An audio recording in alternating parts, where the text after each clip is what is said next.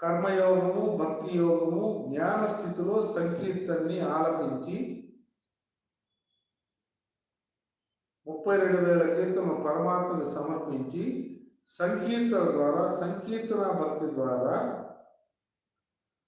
అఖండ మహాసంకల్పాన్ని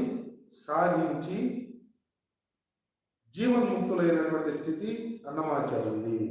అందువల్ల సంకీర్తన వల్ల అఖండ మహాసంకల్పం సహజ సిద్ధంగా బ్రహ్మతత్వంగా, విష్ణుతత్వంగా, శివతత్వంగా, గురుత్వంగా ఏర్పరచబడి భక్తి జ్ఞాన స్థితిలో, కర్మ భక్తి జ్ఞాన స్థితిలో అద్భుతమైనటువంటి భావంతో సంకీర్తన ద్వారా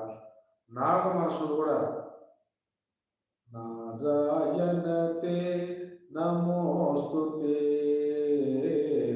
నారాయణతే నమోస్తుతే